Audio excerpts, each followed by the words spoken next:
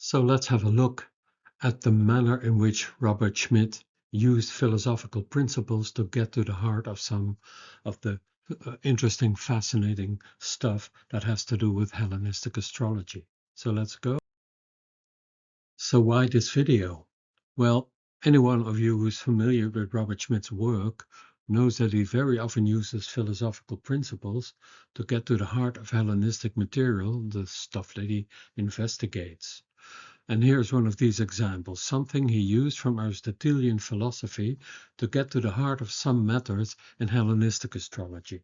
So here I will introduce these 10 categories that Aristotle proposed in his philosophy, and then I dare you to try to associate these with astrological principles that we use every day. And I will of course show you how that can be done. So to give it away already, you will see that these 10 categories really are very obvious in astrology in how we approach the delineation of, for instance, the planets. And I hope this stands as a monument to Schmidt's tireless efforts to unravel the mysteries of the often cryptic Greek texts on astrology and how he could use his enormous knowledge of ancient philosophy to uncover its basics. I hope you will enjoy this deep dive into something so obvious as you will see. So yeah, the celestial mechanism, Aristotle's logical foundation. In his Organon, he establishes 10 logical categories, the fundamental grammatical predicates of reality. Everything that exists can be logically defined by these 10 absolute forms. So let's have a look. Now, Aristotle asked a deceptively simple question. When we say something exists, what exactly are we saying? What are all the possible ways a thing can be? His answer was these 10 categories, the 10 fundamental kinds of statements you can make about anything that exists. Please notice what sits at the center, ousia, which is substance, and this is the anchor. It answers the question, what is it? A person, a stone, a planet, something that stands on its own. And everything else, the 9 categories around it, can only exist as attributes of a substance. They don't float free. Quality, quantity, place, time, etc. These always belong to something. Aristotle calls them accidents, the accidents of what is, of what can be. So when you look at the ring, you have where something is, when it exists, how much of it there is, what kind of thing is it, how it relates to other things, what it does, what is done to it. These aren't philosophical abstractions for Aristotle, they are a complete map of reality. Every possible predicate you can attach to a thing falls into one of these 10 slots. Nothing is left out. So let's have a look at how this can be associated with astrological principles. So as he says, these are the ultimate expressions of the verb to be, grammatical predicates classifying the appearances of things. So let us return again to the primary principle, the ousia, the substance, which is the core of every principle that we can talk about. So these are the definitions. So that which is neither said of a subject nor in a subject, it is a fundamental singular foundation of all that is. So the key insight is that substance is an absolute singular unit, ti, this thing. And the grammatical role is the ultimate subject. When we say X is a dog, the verb places X into the category of essence. So the examples are this given man, this given horse, etc. Okay, so the Aristotelian logic says that ousia is the ultimate subject. It is never a predicate. That's something to take into account. It is the core entity that everything else modifies. It divides into a secondary substance, which is the universal species, and primary substance, the specific, unrepeatable individual. Okay, that's the logic. What is the cosmic translation then? Well, For instance, the universal archetype of a zodiacal image, a sign, let's say Leo, acts as secondary substance. The exact, unrepeatable natal chart of a specific human being is the ultimate primary substance. So, in Aristotle's categories, prima facie is always this thing, unrepeatable, non-predicable, the ultimate subject, for instance, me being Martien Hermes. The secondary ousia is the species or genus, the universal type of which this thing is an instance. So Martien Hermes is a human being. So in astrological terms, you can say that the native is the prima ousia par excellence, the individual human being who is the whole point of the natal chart. And the natal chart is the formal structure of that primary ousia. It is not a separate substance, but the eidos, the form of the native made visible. Okay, so when someone says Leo about an image, Leo is generous and dramatic, they are talking about the category, the type, which is secondary ousia. True as far as it goes, but it floats free from any actual person. So when you read this native's chart and say his Helios is in the lion, ruling the ascendant in the 10th place, then you are talking about something unrepeatable. This is primary ousia. That is where the astrology actually lands in the natal chart. So the categories just tell you what kind of thing you are dealing with. The individual is the real thing itself. So from here on, now I will be using the categories for several chart factors and not in general for the natal person as such. Okay, now we come to the second principle of the predicates. Again, this is the first predicate actually, because the first one, the core, is not something in this quality. It is not a predicate, it is things predicated of that principle. So boson, the quantity, is the measure, and the core question is how much or how large is it? The application is the very first concept applicable to any substance, and that is its spatial or numerical extent. So example, it's 2 cubits long, it's 3 cubits long. So the measure logic, how large is this? It divides into continuous space and discrete numbers. For example, the continuous 360 degrees of the ecliptic or the specific mathematical measurement of an orbital arc in astrology.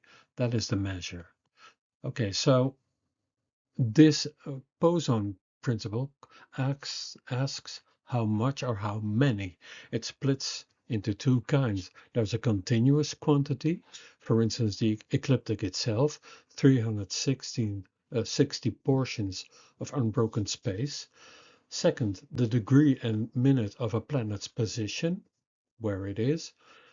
3, the arc between two planets, the raw angular distance before you call it an aspect. And 4 is the distance from the ascendant degree to any kind of planet in the chart. And these are all measurements along a continuum. You can always divide them further. Then there is a discrete quantity, which is the 12 images. You count them. There is no half image. There are only 12. So there are also the 7 planets, which is a discrete set, the 12 topical places, which is countable positions, and the 5 Ptolemaic aspects by their degree numbers of 60 portions, 90 portions, 120 portions, and the diametrical opposition with 180 portions. So boson says nothing about what is being measured, it only answers how much. So 14 portions is pure quantity. It tells you nothing about what planet sits there, whether it's in its dignity, what it rules, what it means, etc. All of that belongs to other categories. So quantity gives astrology its mathematical skeleton, but the skeleton alone is not the chart. So very interesting. Let's have a further look. Now Aristotle's third category is called poion, which refers to quality and also the nature of a thing. So it says the core question is what kind, what are its properties, and that's very important. The grammatical role is when we say X is a professor or X is white, the verb categorizes the quality of the subject. The nature qualities characterize every quantity. They are the descriptive modifications of a substance. So for instance, for this raw wool, you can say, what is the nature? What is the quality of it? Well, it's blue. It's a blue kind of wool. Or you can say it's woven wool. It's a fine geometric pattern. That is the descriptive modification of a substance, which is interesting. So poion as quality is asking what is the kind? What kind is it? It is where astrology gets most of its descriptive richness, because dignities and abilities is the most obvious home of poion in the chart. For instance, Aries is in its own domicile. That is a quality statement. It tells you what kind of Aries this is in this chart. Strong, it's at home, operating with full authority. The planet is the subject and the dignity is the predicate that qualifies it, poion. The same goes with exaltation, detriment, fall, triplicity, bound, face. All of that is quality, a qualitative statement, poion. They are all answering what kind of planet is this in this position. So sect, bonification and maltreatment, sign qualities, hot, cold, wet, dry, masculine, feminine, tropical, fixed, bicorporeal, all of that is poion, which is quite a lot. And poion so always rides on top of ousia and pozon. First you have a planet, which is a substance, at a certain portion, which is a quantity, and then you ask what kind is it. And poion is always a qualification of something that already exists as a subject. And this is why digni is not a property of Mars in general. It is a quality of this Aries in this chart belonging to this nature, which is quite a difference. Aristotle's next category is prosty, the relation, which is also a connection. The core question is towards what is this prosty? In what relation does it stand towards something else? To what exactly? Okay, the examples, the greater only exists because it's greater than in relation to something that is greater than or something lesser, or the double. The double logically demands a half. So knowledge sensation inherently relational to the object being known or sensed. So that is the relations. Okay, that's interesting. So the question is relative to what? So entities defined entirely by their relationship to another, requiring concepts like double, half, or greater than to exist. An example of this is planetary aspects. A planet's influence is wholly redefined by its spatial relationship to another planet, meaning it is generated purely in the geometry of the relationship. So prosody as a relation is arguably the most astrologically dense of all the categories. Almost nothing in chart interpretation is purely about a single planet in isolation. Aspects are the most obvious case for this. An aspect has no meaning whatsoever unless there are two planets, Aries squares Cronus, for example. Neither planet is changed in itself, but something is said about them in relation to each other. Remove one and the relation vanishes entirely. That is exactly what Aristotle means. Its existence is tethered to an external reference point. Rulership is another instance of this. A planet rules a sign, an image. A planet disposits another planet when it's located in that image. And these are pure relations. Hermes does not own the twins independently, it owns it in relation to the image. And that ownership creates a chain of relations running through the whole entire chart. Also house placement, another one. A planet is, for instance, located in the seventh place, but seventh only means something in relation to the ascendant. shift the ascendant and the same planet is somewhere else entirely. So the house number is a relational predicate, not an intrinsic property. Another one is bonification and maltreatment, as touched on with Poyon, quality, but now seen from the relational side. A planet is not benefic or malefic in a vacuum.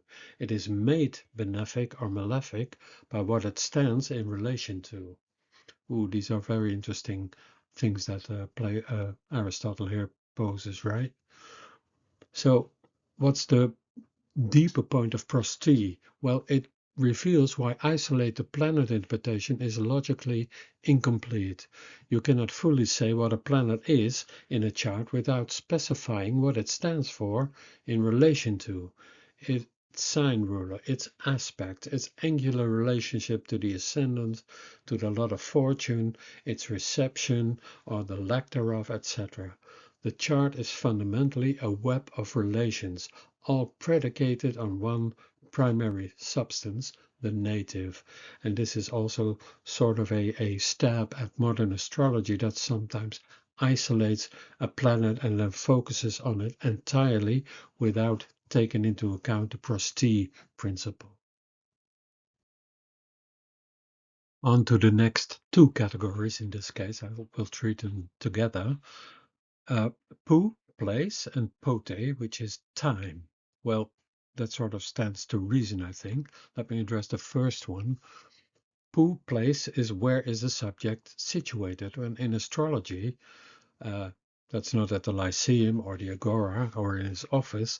In astrology, it is the topical place that a planet occupies. This is the Pu most directly. The 7th place is a location. The 11th place is a location. So where is it situated? You could also say that the principle of the angular succedent places and the places flowing forth is a further classification of place, telling you how powerful a position is that the planet occupies. How powerful is it? Which has to do with the where.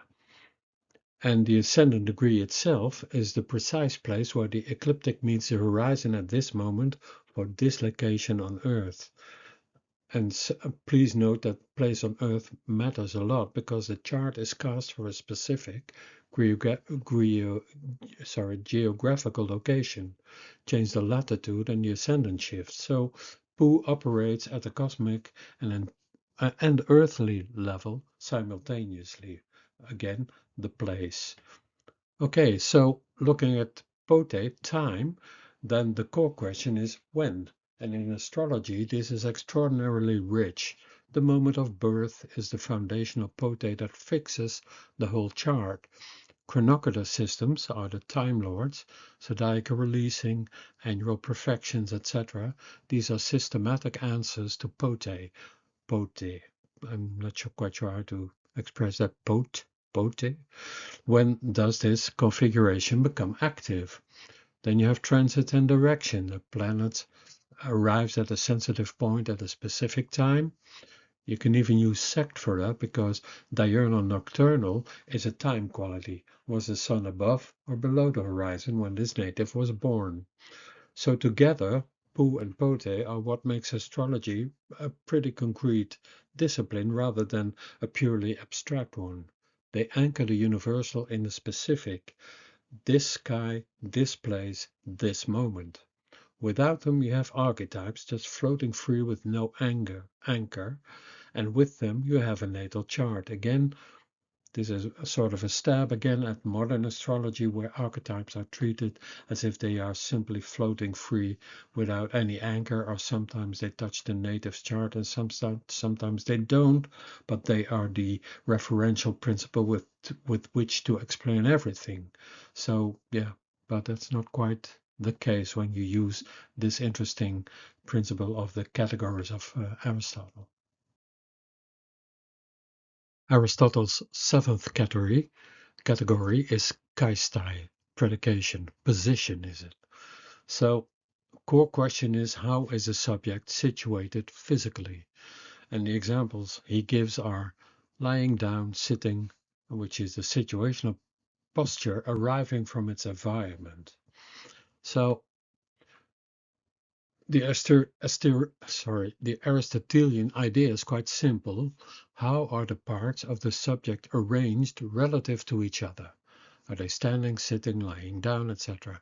The same body, but functioning entirely differently depending on its posture. And astrologically, this has to do, for instance, with the typical principle that might be addressed at a planet, which is that it is direct, it can be stationary, it can be retrograde. So the planet is and remains always the same planet. Same image, same portion, same dignity, but its posture and motion changes. Everything about how it operates in the chart. When it's direct, the planet moves with full forward momentum, so to speak, expressing itself outwardly and also effectively, all things considered, all things being equal. The planet can be stationary, is located at a turning point, which is a sort of an intensification. It's neither advancing nor retreating. There is something almost held breath about a situation. The planet can also be retrograde. The planet appears to move against the order of signs, images. Its expression turns, uh, some say inward, that's a bit of a modern idea, but it becomes irregular. It operates contrary to expectation. It does something differently. Also, Oriental and Occidental can come into this category of position. A planet rising before the Sun versus setting after it. This is also a positional posture relative to Helios, the Sun. Oriental planets are considered to be more vigorous, pushing forward, and Occidental ones are more receptive. Again, posture changes the function. So same substance, same qualities, different posture, and thus different function. And then we come to the eighth category, the eighth predicate of things that can be said about something in a natal chart, which is Echein, possession.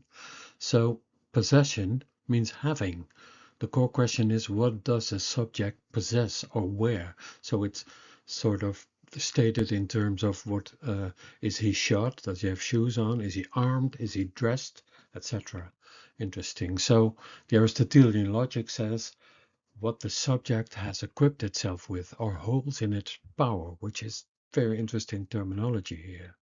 So, Echein, meaning what the subject is equipped with, what it carries into the situation as its own gear, what it possesses. So when talking about the planet, the domicile, a planet in its own domicile is armed, so to speak. It has its own tools, its own resources, its own authority.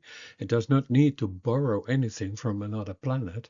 So, for instance, Hermes in the Twins or the Virgin walks in fully equipped, is fully dressed, fully clad, etc. A planet in a foreign image has to work with someone else's equipment.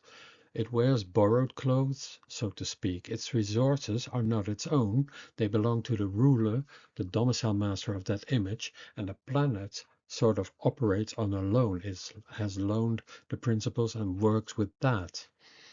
When a planet is in its exaltation, it possesses honor. It's an elevated status, it's something makes the planet distinct. It's a distinction. When a planet is in mutual reception, it possesses a resource through exchange.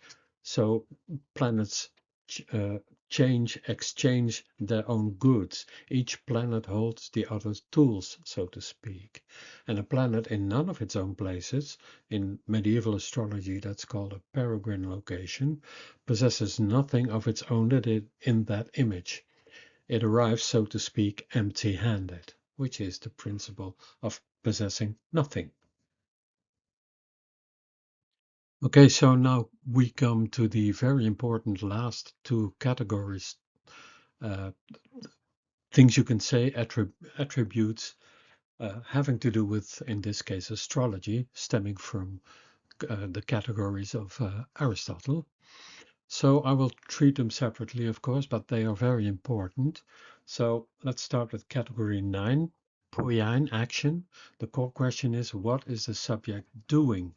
When you're talking about a planet, what is it doing? And his examples are cutting, burning, which is the outward exertion of force or change. So in the Aristotelian logic, that is to make or act upon something. The active execution of force upon another object, inciting change, for instance, the cutting and burning we talked about. The example is the moon acts as the great transmitter of the heavens, and applying lunar aspect or transiting conjunction acts as the active force cutting into the timeline to trigger a mundane event in the natal chart or in something going on in the native's life. Okay, logic. So action and undergoing both these principles. The active side is poiein. What is the subject doing to something else? In this case, let's say we're talking about a planet. So, for instance, a planet applying to an aspect with another planet is acting. It is the moving party exerting influence toward the other one. When we're talking about a Time Lord, it's activating a natal configuration by means of its period that it's ruling, and it's acting upon the native's life. Selene, as the slide notes, her applying aspects carry and transmit the influence of whatever planet she last separated from towards whatever planet she next perfects an aspects to. So she's the great active carrier in mundane timing. And a transiting planet hitting a natal planet or other point in the chart is poiein. It does something to that point. So again, acting and on something else, which is the principle of this poiein category of Aristotle. So when we're talking about passion, uh, that is to suffer and undergo being acted upon by an external force, the other side of this poiein principle, being cut, being burned. So in the cosmic translation, the individual native is the ultimate receptor. Passion is the human experience of undergoing the celestial action, being transformed by it, moved by it, or shaped by the cosmic mechanism above. So the receptive side, this is what is the subject, the person undergoing from something else or a planet. In astrology, the natal planet receiving an applying aspect undergoes whatever the aspecting planet is bringing to the table. The native, and this is the most important point, is ultimately always in the Paschain pole. The entire celestial mechanism acts, poiein, upon the native. The human being undergoes Paschain. The native is the final recipient of everything the heavens do, which is the ultimate goal of this astrology, deciphering this for the native. So a planet receiving a transit is in Paschain mode relative to the transiting body. So to summarize, this is the master cosmic matrix using Aristotle's 10 categories into our cosmic architecture. So there you find the categories, the logical functions, and the practical manifestation in natal charts, as I hope I have made clear in this presentation. So what is the logical point? Well, Aristotle makes this observation at the very start of the categories. A single word like man or white or running says nothing yet. It is not true or false. It becomes a statement only when combined with other terms into a proposition, something that can be affirmed or denied about reality. A category alone is like a single word hanging in the air, so to speak. So what this means for a natal chart is that, for instance, the word Aries says nothing. Aries in the Scorpion is a bit closer but still incomplete. Aries in the Scorpion in the 7th place, squaring Kronos, ruling the 5th in a nocturnal chart, now you have something that can be true or false about a specific human life. So each category added is like adding another word to the sentence. Only when all the relevant categories are in play do you have a complete proposition, something the cosmos is actually saying about the native. So when we see the natal chart as a cosmic proposition, that is a profound reframing of astrology, because a chart is not a collection of symbols to be interpreted impressionistically. It is a structured statement with logical grammar, subject, predicates, relations, qualifications, timing, location, all combining into something that is either true or not true about this person's life. And that is exactly what distinguishes rigorous Hellenistic delineation from modern astrological free association. The one treats the chart as a proposition, and the other treats it as an ink blot, sorry. So with this wind blowing through this presentation in the sense of trying to get some purchase on whatever is going on in Hellenistic astrology, which is quite philosophical at times. Again, I hope this clarifies some of the principles that we can use from philosophy in the manner that Robert Schmidt did. He did not do this as extensively as I did here in this presentation, but it certainly uh, shows that how important philosophical knowledge is in trying to address the principles that Hellenistic astrology puts forward. So I hope that you enjoyed this, and well, hopefully I'll see you next time in another video. Bye.